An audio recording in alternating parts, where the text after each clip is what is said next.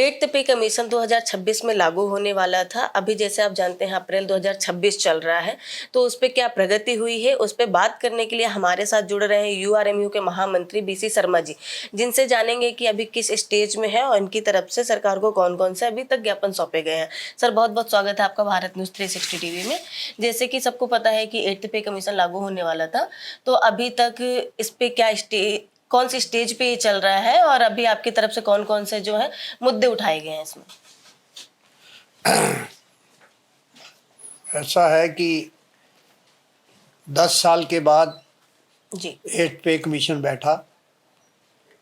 बहुत ही लंबा समय है।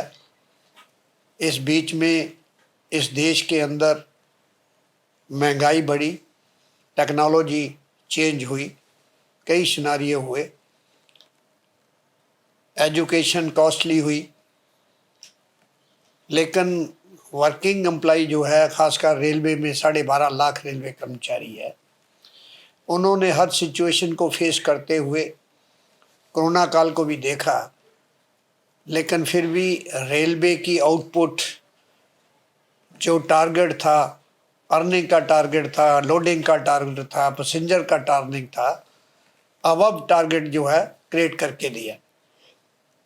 तो 8वां पे कमीशन अनाउंस काफ़ी समय पहले हुआ। कमेटी बनाने में देर लग गई, कमेटी बन गई, उसके बाद रिसेंटली 3 महीने पहले उस कमेटी को चंद्रलोक में ऑफिस दिया जी। जिसकी चेयरपर्सन है रिटायर्ड जस्टिस मैडम। अभी national federation of Indian railway man, मैं उसका वर्किंग प्रेसिडेंट भी हूँ। 17 अप्रैल को हमारी इंट्रोडक्टरी मीटिंग हमने की। सेक्रेटरी जो पे कमीशन का था मिस्टर पंकज जैन, और वो उसके साथियों ने उसको हमने एक्सप्लेन किया, क्योंकि इस टाइम में जो इन्होंने 8वें पे कमीशन ने पेपरलेस वर्किंग की शुरू की है, उससे एक दिक्कत आ रही है। उस बारे में हमने 17 को एक्सप्लेन किया कि इंडियन रेलवे में 236 कैटेगरी हैं, 236 की भी आगे उसके अंदर भी एक कैटेगरी के नंबर ऑफ जो है जॉब्स है, उसको एक्सप्लेन करने में एक तो आपने टाइम कम दिया जी। नंबर 2, जो आपने इसमें सिस्टम क्वेश्चनरी ने बनाया, मेमोरेंडम के लिए बताया कि इतने थीम हो गए, इतने वर्ड होंगी, उसके अंदर वो मीट नहीं कर पाएंगी। 17 तारीख की मीटिंग में ये हुआ, टाइम कम है, उसमें उन्होंने हमारी बात को एग्री भी किया कि हम सेपरेट आपको टाइम दे देंगे कैडर वाइज, लेकिन उसका वो फैसला नहीं कर पाए। उसके बाद अभी जेसीएम साइड से हमारी स्टैंडिंग कमेटी जो है 28 तारीख को हम मिले जॉइंटली। तमाम सेंट्रल गवर्नमेंट की तरफ से जो स्टैंडिंग कमेटी के मेंबर होते हैं, मैं भी उसमें मेंबर हूँ, और हमारे स्टाफ साइड के लीडर जो नेशनल काउंसिल के हैं डॉक्टर एम रघवैया जी हैं, उन्होंने लीड किया। उसके अंदर अभी हमने उनको, मैडम चेयरपर्सन वो भी वहाँ मौजूद थी, उसके सामने इंडियन रेलवे क्या है, जेसीएम क्या है, नेशनल काउंसिल क्या है, नेशनल काउंसिल क्यों बनी, नेशनल काउंसिल 1966 के अंदर इंडस्ट्रियल रिलेशन को मेंटेन करने के लिए बनाई गई कि इसको नेगोशिएशन से जो भी प्रॉब्लम होगी उसका लेवल बना दिया, उसमें सेटल होगी। नेशनल काउंसिल 3.5 मिलियन कर्मचारियों को रिप्रेजेंट करती है, हर कैटेगरी को रिप्रेजेंट करती है। 7 पे कमीशन बैठे हैं, हर पे कमीशन के अंदर फेडरेशन, रेलवे फेडरेशन सबसे बड़ी है इसके अंदर, उनको सेपरेट टाइम दिया, मेमोरेंडम दिया, कैटेगरी और उसके साथियों को लेके फेडरेशनों ने डिस्कस किया और पे कमीशन ने सुना। आपको भी हमारी सबमिशन है कि उसी आधार पे तमाम कैटेगरी की बातों को, उनकी वर्किंग को, उनकी डिफ़िकल्टी को, जो उनकी फीलिंग है वो सुन के हमें 8वें पे कमीशन का फैसला देना चाहिए।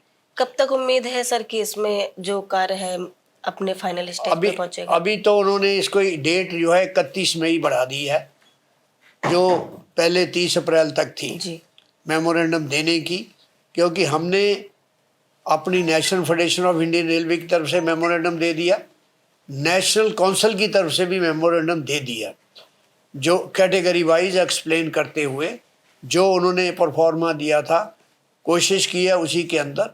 लेकिन हमने रिप्रेजेंट किया है कि नहीं, हमें जो है थोड़ा सा ओपन एरिया देना चाहिए, जिसमें हम टोटली हर कैटेगरी के बारे में बता सकें, क्योंकि रेलवे की वर्किंग जो पेक्यूलियर है, जी यूनिक है। रेलवे इंडस्ट्री का किसी इंडस्ट्री से हम कंपैरिजन नहीं कर सकते, इसकी जॉब का कंपैरिजन नहीं कर सकते।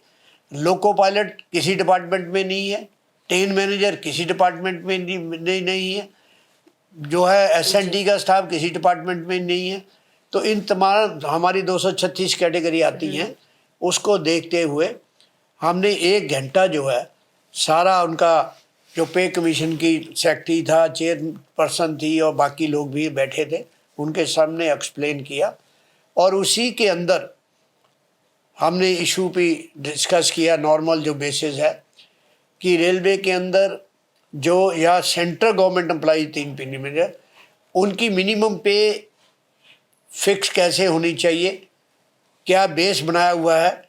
डॉक्टर अकॉर्ड का जो फार्मूला है उसके मुताबिक जो पुराना 1957 में बना था, उसमें ये लिया हुआ है कि एक फैमिली के 4 मेंबर, 2 बच्चे, हस्बैंड वाइफ, पेरेंट्स को इग्नोर किया हुआ था कि ये ठीक नहीं है। सुप्रीम कोर्ट का फैसला, हाई कोर्ट का फैसला भी आ सका कि पेरेंट्स जो है उसकी देखभाल करनी पड़ेगी, इसलिए उनके भी 2 यूनिट इनको ऐड किए जाए।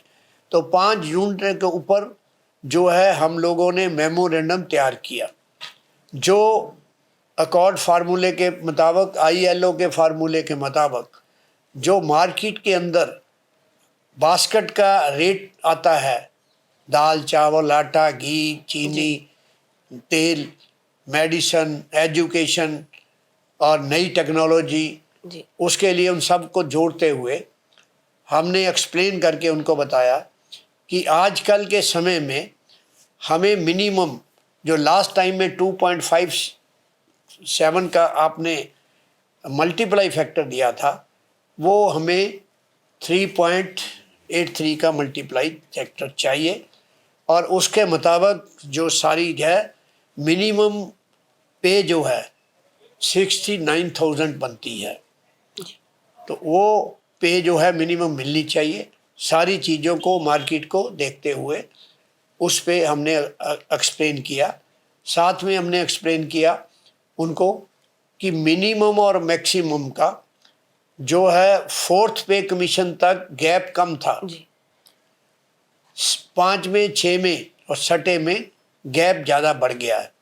उस गैप को और कम करना चाहिए, मिनिमम को इस तरह लाइए जो मैक्सिमम से ज़्यादा डिफरेंस ना हो। जो 4th पे कमीशन में 1.9, 1.10 था, उसी के अनुसार हो। अब ज़्यादा बढ़ गया और नहीं बढ़ाना चाहिए। और इसके साथ साथ मेजर जो हमारे जनवरी 2004 से साथी आए हैं, OPS के लिए हमने एक्सप्लेन किया कि गवर्नमेंट का ये क्वेश्चनरी में कि ये क्वेश्चन है कि ये नॉन फंडिंग स्कीम है, ओल्ड पेंशन स्कीम, ये गलत है। 1950 से पहले जो पेंशन नहीं मिलती थी, एम्प्लॉइज़ को जितना प्रोविडेंट फंड कटता था उतना प्रोविडेंट फंड गवर्नमेंट ऐड करती थी, उसके ऊपर इंटरेस्ट भी देती थी।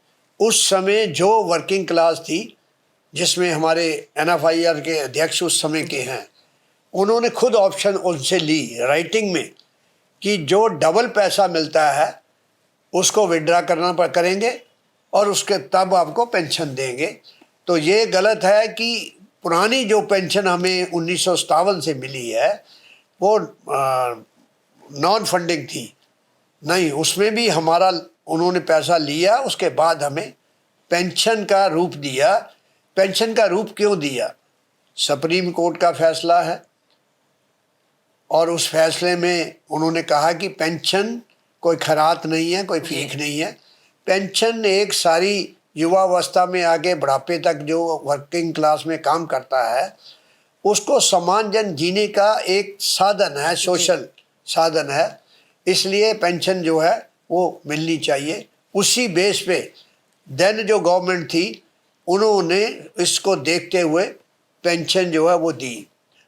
और उसके साथ साथ ये सोच में आ गई कि एम्प्लॉई के पास इतना पैसा नहीं बचता। पहले प्रोविडेंट फंड बहुत नॉमिनल होता था, रिटायरमेंट में भी ज़्यादा पैसे नहीं मिलते थे, रेट ऑफ ग्रेच्युटी भी ज़्यादा नहीं थी, कि पेंशन का कुछ पोर्शन कम्यूट कर दिया जाए।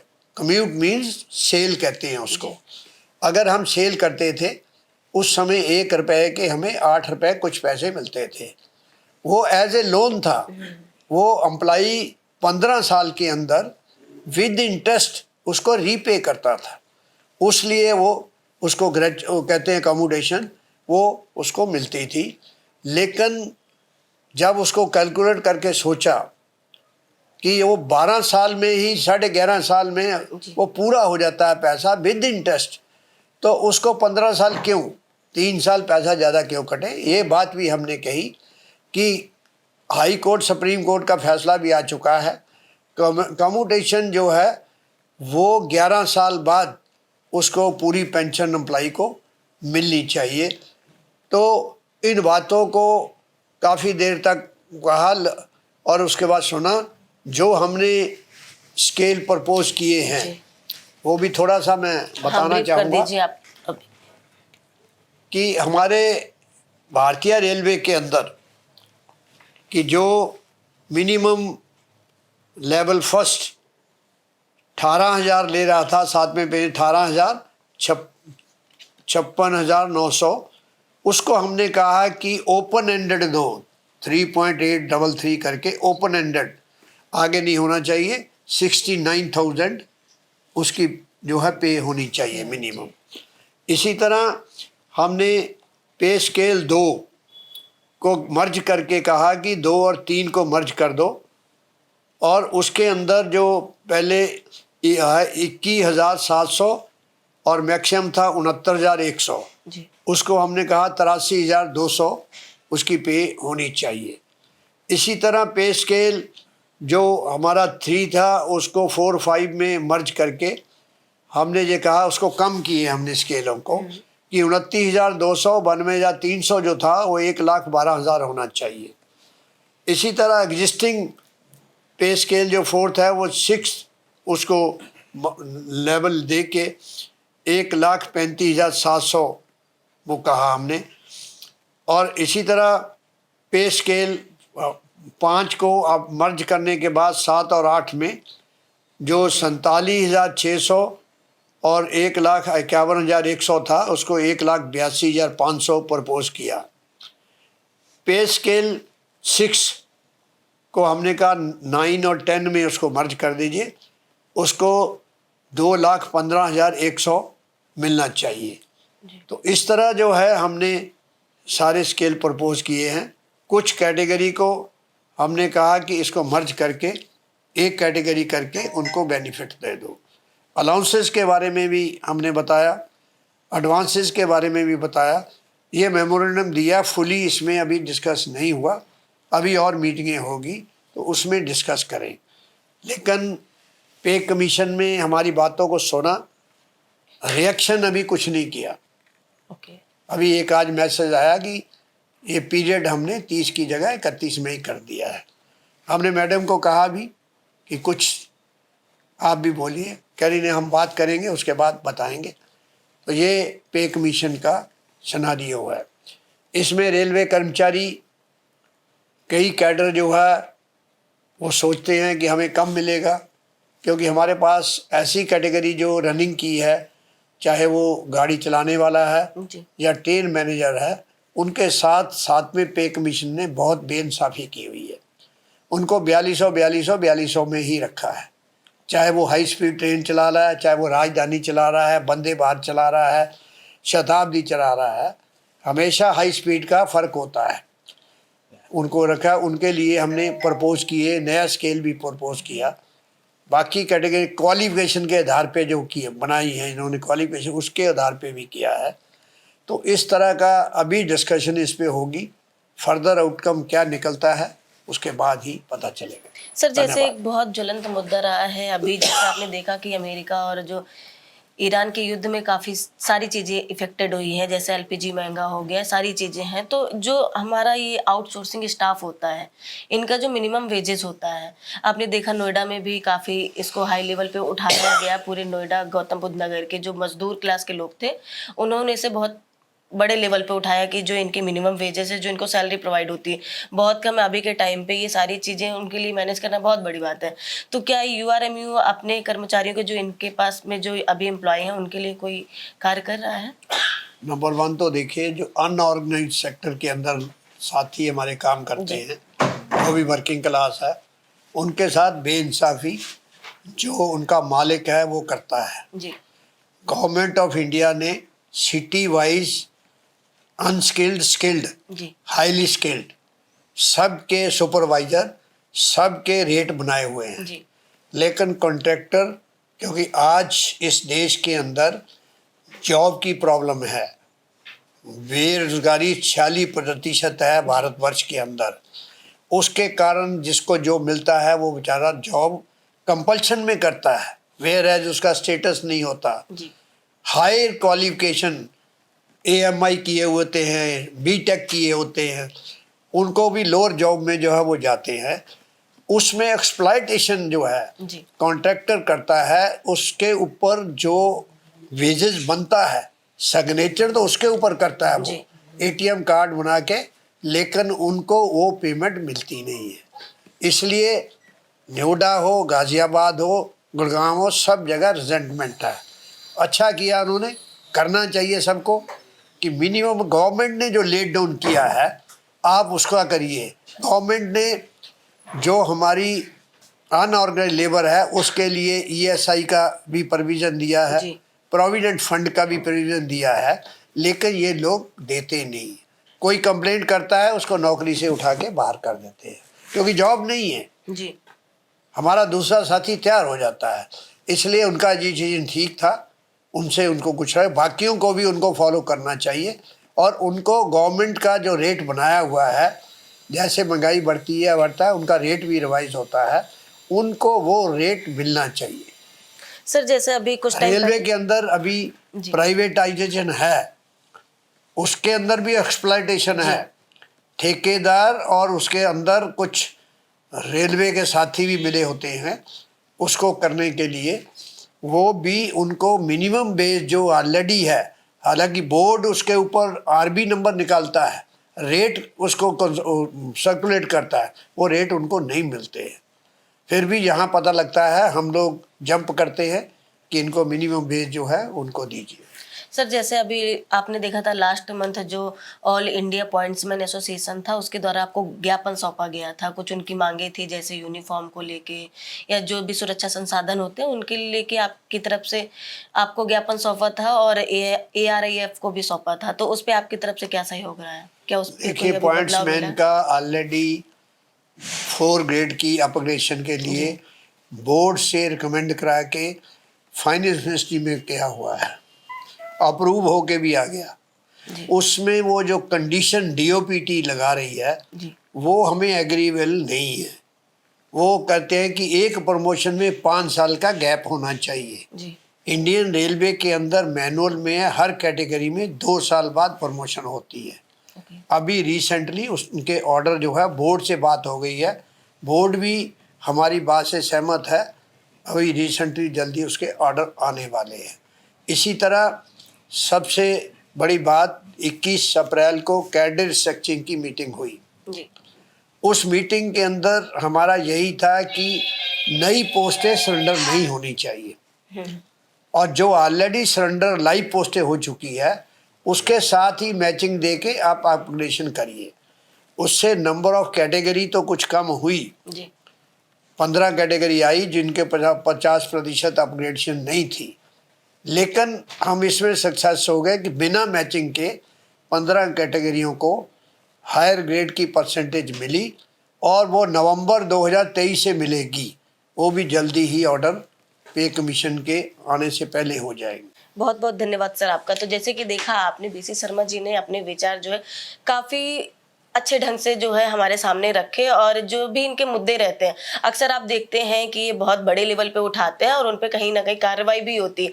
अब ये देखने वाली बात होगी कि जैसे काफ़ी लंबे समय से जो ये मुद्दे हैं पेंडिंग है, कब सामने आते हैं और कब ये जमीनी स्तर पर लागू होते हैं। बने रहिए मेरे साथ, मैं अनन्या ठाकुर, कैमरा पर्सन सोलंकी के साथ।